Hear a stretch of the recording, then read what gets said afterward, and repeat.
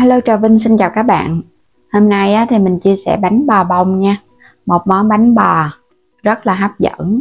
Bánh mình ăn cùng với nước cốt dừa, nó lạ miệng và nó ngon, dễ làm lắm. Thì bây giờ mời các bạn mình cùng vào bếp để thực hiện luôn ha.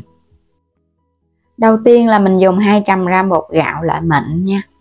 Còn bên đây là 100g bột mì, cái loại mà từ 8 đến 11 protein. 100g bột năng thì tổng cộng 3 loại là 400g. Tương đương là mình dùng 400ml nước cốt dừa hoặc là nước dừa tươi tùy ý thích của các bạn. 1 muỗng cà phê vung baking powder, 1 muỗng cà phê men khô men ngọt và thêm chút xíu muối, 100g đường. Rồi bây giờ sẽ cho hết 100g bột mì vào thau, 100g bột năng, tiếp đến đó là 200g bột gạo. Đường các bạn cũng cho hết vô luôn. Rồi cái mình thêm men khô vô ha, 4g. Muối mình cho 1 góc. 5g bột nở baking powder. Trộn đều tất cả lại nha. Đối với cái bánh bò bông xốp này thì mình không có cần phải động tay vào bột đâu. Các bạn chỉ cần trộn đều, không có cần phải nhồi gì hết á. Còn bánh bò rễ tre thì phải nhồi. 400ml nước cốt dừa thì mình đã làm ấm trước á, cho vào hết luôn. Ấm nhẹ nhẹ thôi nha, các bạn đừng có làm cho nó nóng quá, nó sẽ bị chết men. Hoặc là mình để nhiệt độ phòng cũng được nữa, nhưng mà đừng có lạnh là được rồi, lạnh thì nó lâu nở bột đó. Trộn thật là đều thì mình thấy bột của mình nó sẽ hơi sệt sệt chứ nó không có quá loãng đâu. Vậy là được rồi ha. Chờ 2 tiếng đồng hồ, nếu có nắng thì mình đem phơi, còn không có thì ngâm ở trong cái thau nước nóng. Sau 2 tiếng thì mình thấy bột của mình nó nở lên rất là nhiều vậy nè. Lúc này các bạn sẽ khuấy đều để cho những cái bong bóng nhỏ nhỏ nó bể đi. Phần bột của mình nó hấp ra bánh nó sẽ mịn hơn nha. Gót qua cái ca cho nó có cái mỏ nhọn để chút nữa mình gót vào trong khuôn nó sẽ dễ. Hôm nay là mình dùng những cái chung nhỏ nhỏ này để làm bánh. Cái bánh bò này thì mình thấy làm là bằng cái ly nhỏ vậy nè, nó mới ra đúng cái bánh bò bạc liêu. Quét sơ dầu cho nó đừng có bị dính đó. Quét hết luôn ha, rồi chất vào trong nồi, các bạn đem hấp nóng. Nước trong nồi cũng sôi, khuôn cũng nóng rồi. Các bạn sẽ lấy ra rồi cái mình gót bột vô. Gót đầy thì nó bung cánh, còn gót hơi lưng thì nó sẽ nở đều. Ở đây là mình gót cho nó đầy tràn luôn nè, chút cho nó nở vuông lên. Rồi bây giờ để lửa thật là cao nha. Các bạn sẽ hấp trong vòng 10 phút. 300ml nước cốt dừa để mình làm nước cốt. Thêm chút xíu muối nè. Đường thì mình dùng 2 muỗng thôi cho nó ngọt dừa. Cho hết phần muối vào trong nồi.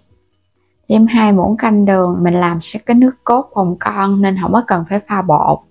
300ml nước cốt dừa phải đặc. Khuấy đều ha.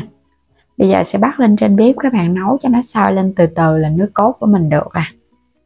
Sôi lên rồi thì mình để khoảng 2 phút nữa rồi mình hãy tắt bếp nha. Chờ nó nguội nước cốt nó sẽ bồng con. Đây là cái cách dễ nhất luôn.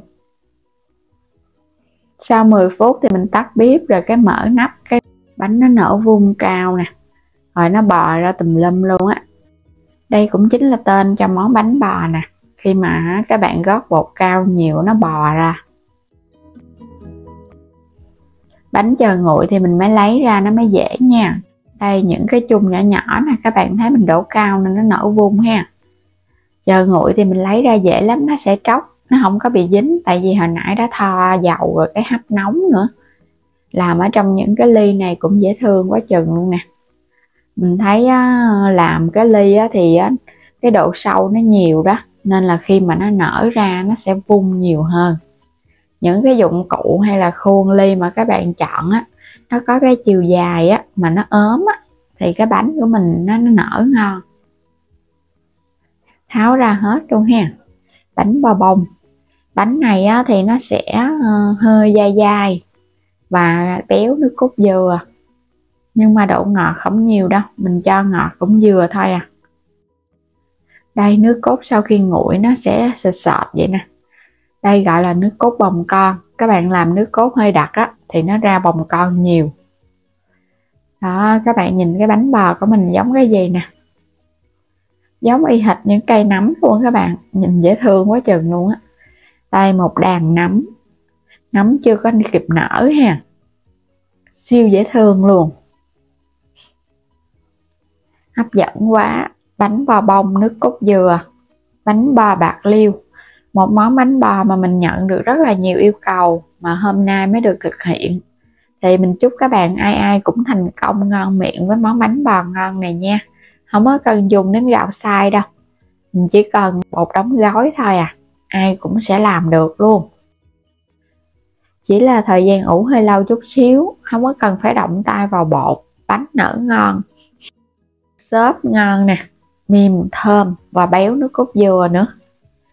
Rồi cái bánh này thấy cứng quá à. Làm ở trong những cái ly nhỏ nhỏ các bạn, nó nở lên y những cây nấm luôn á, nhìn thấy cưng quá chừng luôn. Khi ăn á, thì mình sẽ rưới cái nước cốt dừa bồng con vô cho nó ngập ngập cái bánh á, các bạn chỉ cần trộn đều ha. Cái bánh này á là nó sẽ hơi dai dai khô khô, nhưng mà được kết hợp với nước cốt dừa bồng con thì ra cái món bánh nó đặc biệt lắm, nó béo, nó mềm phần bột và bột của mình nó càng tăng thêm độ xốp. Đây các bạn nhìn hấp dẫn quá ha, chấm ướt đẫm nước cốt dừa vô.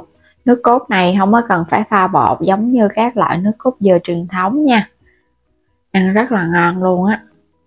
Ôi ôi, nó thơm, nó béo, xốp, mềm, nhưng mà độ ngọt rất là vừa, không hề bị ngọt gắt đâu. Ở trong bánh của mình nó đã có vị ngọt nên mình làm nước cốt dừa lợ lợ thôi, ăn ngon quá. Bây giờ mình sẽ ăn cái cây nấm này nha, một cây nấm trắng bông, có thêm nước cốt dừa áo ở bên ngoài nữa, ngon quá các bạn ơi. Nếu mà chưa thử các bạn hãy thử ha, mình thấy làm rất là đơn giản, không có gì khó hết. Muốn cho cái bánh của mình nó trắng thì mình dùng cái loại bột mì cao cấp, còn các bạn làm cái bột số 8 hoặc là bột đa dụng thì bánh vẫn ngon, nhưng mà hấp ra nó sẽ hơi vàng vàng chút xíu. Chất lượng bánh vẫn xốp ngon nha, nhưng mà mình thấy cái bột mì số 8 sẽ ngon á, vì cái độ xốp nó nhiều, kết hợp với bột năng và bột gạo nữa. Bánh cho ra nó sẽ có cái độ dai dai, mềm mềm, bông xốp. Công thức này là mình thấy rất là ngon. Bây giờ thì cảm ơn các bạn đã theo dõi hết video của mình ha. Nếu chưa đăng ký thì vui lòng đăng ký ủng hộ kênh. Và mời các bạn bấm vào góc trái video để mua thêm các sản phẩm ở trong kênh ủng hộ mình với nha. Bây giờ thì xin chào tạm biệt, hẹn gặp lại các bạn ở những video tiếp theo.